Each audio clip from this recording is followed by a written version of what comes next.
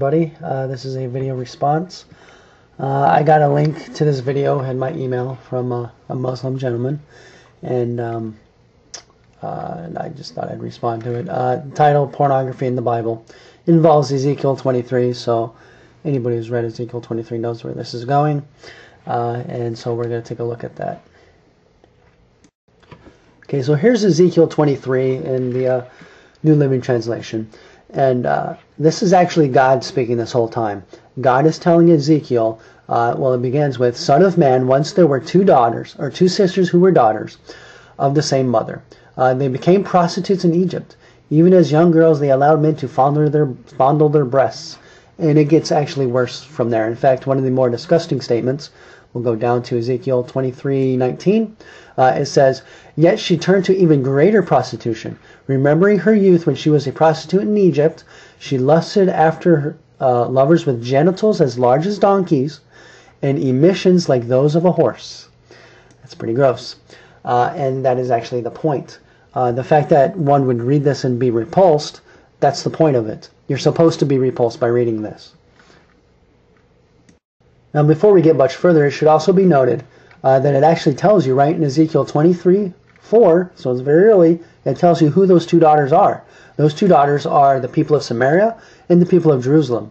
Now, this is very interesting. So God is saying here that His people, the Israelis, since their days in Egypt, have been prostituting themselves out and have been worshiping idols, as it says, and it gives you a description of things that they've done and how disgusting their behavior has been since those days.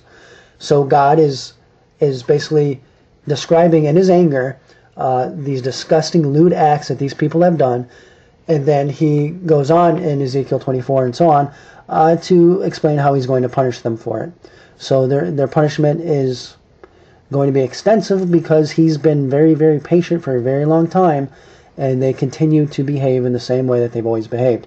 So the point of the Scripture is for you to be disgusted at their behavior and to not repeat it. So the description is not, "Hey, let's go do this." It's actually, this stuff is bad. And the kind of idea that you get from this video is that this stuff is in the Bible as though it's a great read, like it's fun to read and you're supposed to read it and get off on it or something like that. That's not the case at all. In fact, you're supposed to be disgusted by it. If I said I give you 1,000, Brother Sahar, I give you 1,000, I can't tempt him, I know. But in his usual spirited way, I hope and I pray that he has the courage, the guts, which all the priests in my experience have not had. So basically what he's doing here is he's given a challenge to some Christian person that he knows to get up and say to his congregation and read, and he has it all written down in this pamphlet in his hand, Ezekiel 23, and he wants him just to read the pamphlet and have the guts to do it.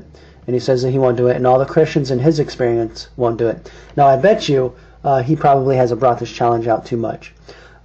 He might around his area, but it wouldn't work so well probably in America. The reason why is because nobody's just going to read the pamphlet of Ezekiel 23 and leave it at that. They're going to explain it and give it a background, which I just gave. It's supposed to be disgusting. It's supposed to be lewd. You're supposed to be repulsed by it. It's that simple. Keep in mind that Ezekiel 23, the actual context is that everything that's being said is disgusting and vile. Don't do it. It's a bad thing. Everything in there is stuff that you are to not do, and that the people of Israel have been doing since before even Exodus from Egypt. So God was very, very patient. There's something else to note in there too, and I'll do that at the end. But let's take a look at the Quran. The Quran in verse 2191 talks about Allah blowing into Mary's vagina. And this is in the context of, this is a good thing. Allah blew into Mary's vagina in order to pregnate her with Jesus. And literally it says He blew into her genital parts between her legs. So Allah spread Mary's legs, pressed His mouth up against her vagina, and blew into it. If that's not pornography, I don't know what it is. And this is in the context of, this is a good thing. And this is not a do not do this thing. Which, by the way, if you blow into somebody's vagina, you can actually hurt them. So don't do that. But by the way, it says we blew into her vagina. So what does B mean? Well, the idea here is that actually Allah sent Gabriel, and Gabriel did the task. Gabriel blew into Mary's vagina. So pornography in the Quran, in the context of this is a good thing. Of course, in Islam, it's taught that when you die and you go to the heaven or paradise, you get 72 virgins. And after you're done with all 72 of them, they'll come back to you and they'll still be virgins because Allah will keep them as virgins. So what exactly do you think you're going to do with your virgins? So the Islamic conception of heaven is a place of fornication. So if you could complain about pornography or pornographic material, Islamic conception of heaven is a place of pornography and fornication. And then, of course, there's the whole Aisha thing where Muhammad had sex with a 9-year-old. And that's described in the hadiths and so on and so forth.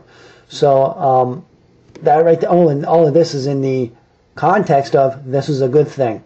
It is a good thing that you're going to fornicate for eternity in heaven with 72 virgins who are going to remain virgins even when you're done with them. It's a good thing that Muhammad had sex with a 9-year-old girl, and so on and so forth. Okay, so the side note real quick that I just wanted, this is completely off subject, but it's something I want to point out. In Ezekiel 23, God likens himself to a mother. So he likens himself to a female role. And of course, the people of Jerusalem and Samaria are also getting the female role, and that's the role of the prostitutes, prostitute daughters.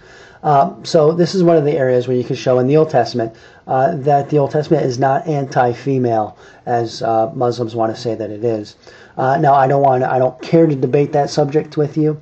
However, if you're interested in that subject, then, whoops, hold on, let me go right here. There was a debate between Mary Jo Sharp and a Muslim woman whose name is, where is it, Tabassum Hussain, or Hussein. I'm not sure how to pronounce that exactly. But I'll give a link on the side where you can watch the debate, or you can just Google Mary Jo Sharp, women in the Bible and the Quran debate or whatever, and you'll get the debate. I think it's on YouTube as well, but you can go to this website or wherever. But they debate on those issues. So very interesting stuff, and thought I'd just leave you with that. Thanks for watching. God bless, and have a good day.